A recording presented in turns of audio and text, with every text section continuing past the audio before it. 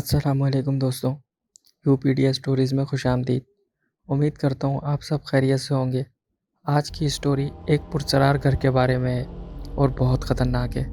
تو story start کرنے سے پہلے میری آپ لوگوں سے ریکویسٹ ہے کہ آیت الکرسی اور چاروں کل پڑھ کے حصار باندھ لیجئے، کیونکہ ایسی مخلوق کا ذکر کرنے سے یہ ظاہر ہونے لگتی ہے اور اپنی موجودگی کا احساس دلوانا شروع کر دیتی ہے۔ میری دعا ہے کہ اللہ پاک ہم سب کو ہمیشہ اپنی حفاظت میں رکھے۔ چلیں کہانی شروع کرتے ہیں۔ کچھ سال پہلے میں ایک پرائیویٹ کمپنی میں جاب کرتا تھا۔ پھر تھوڑے ٹائم بعد کمپنی نے مجھے پروموشن دے دیا اور میرا ٹرانسفر دوسرے شہر میں کر دیا گیا۔ میں اپنے پروموشن سے کافی خوش تھا، اس لیے 2 دن بعد ہی میں دوسرے شہر جانے کے لیے روانہ ہو گیا۔ میرا نام فہد ہے اور میرا تعلق کراچی سے ہے۔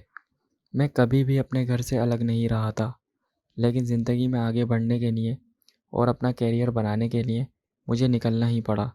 دوران سفر میرے ذہن میں یہی خیال آ رہے تھے کہ اب میں نے دوسرے شہر میں الگ رہنا ہے اور اکیلے ہی سب کچھ مینیج کرنا ہے۔ آخر کچھ گھنٹوں کے سفر کے بعد میں میرپور خاص شہر پہنچ گیا۔ فی الحال میں ہوٹل چلا گیا ریسٹ کرنے کے لیے۔ پھر شام کو میں ایک اسٹیٹ ایجنٹ سے جا کر ملا، کیونکہ مجھے رہنے کے لیے رینٹ پر گھر چاہیے تھا جو میرے آفس سے زیادہ دور نہ ہو۔ لیکن جو گھر اویلیبل تھے وہ میرے آفس سے کافی ڈسٹینس پر آ رہے تھے۔ پھر ایجنٹ نے مجھے کہا کہ آگے ایک نیو سوسائٹی بن رہی ہے، وہاں ایک گھر تیار ہے اور رینٹ کے لیے اویلیبل بھی ہے، اگر آپ کہیں تو وہ آپ کو مل سکتا ہے۔ میں تیار ہو گیا اور ایجنٹ کے ساتھ وہ گھر وزٹ کرنے کے لیے چلا گیا۔ جیسے ہی ہم وہاں پہنچے تو وہاں کافی اچھے گھر بن رہے تھے اور کچھ بن بھی چکے تھے، اور جو گھر مجھے چاہیے تھا وہ بھی کافی اچھا بنا ہوا تھا، لیکن گھر کے بالکل سامنے ہی قبرستان تھا۔ تھوڑی دیر کے لیے میں کنفیوز ہو گیا تھا، لیکن گھر اچھا تھا اور میرے آفس سے قریب بھی تھا تو میں نے ڈن کر دیا، اور یہی میری سب سے بڑی غلطی تھی، کیونکہ وہ کہتے ہیں نا کہ جلد بازی انسان کو لے ڈوبتی ہے۔ میرے ساتھ کچھ ایسا ہی ہوا تھا۔ گھر کی کیز مجھے مل گئی تھی تو میں اگلے دن شام کو اپنا سامان لے کے اس گھر میں شفٹ ہو گیا۔ جیسے ہی میں اندر آیا تو کافی گندی سی اسمیل آ رہی تھی۔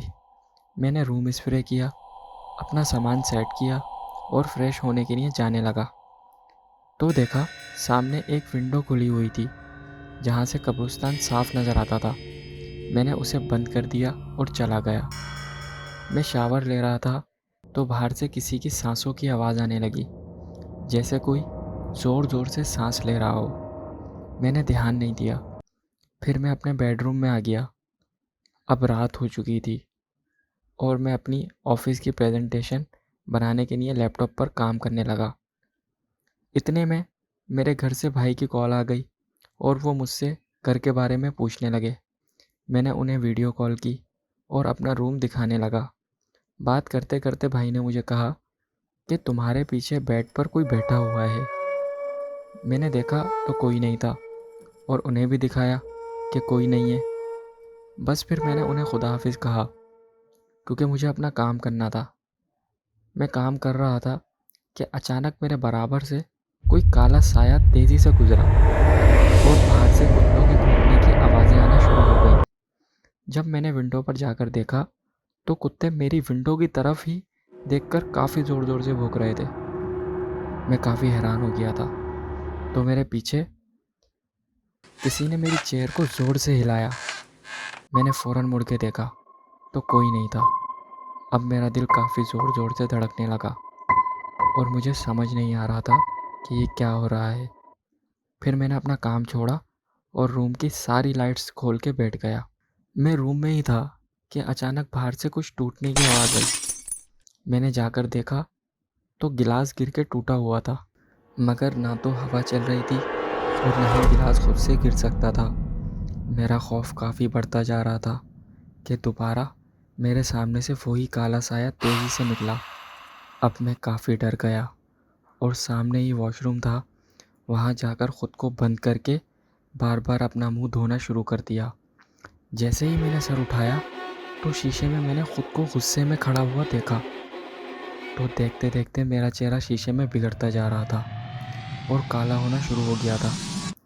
میں نے فوراً ڈرتے ہوئے چیخ ماری اور شیشے پر زور سے ہاتھ مارا تو شیشہ ٹوٹ گیا۔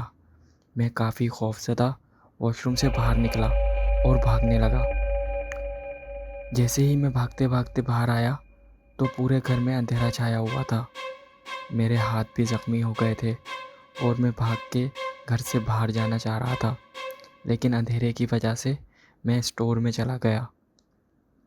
میں نے اسٹورز کی لائٹ کھولنے کی بہت کوشش کی، لیکن وہ کھل نہیں رہی تھی اور وہاں دیواروں پر کچھ الٹا سیدھا پتہ نہیں کیا کیا بنا ہوا تھا۔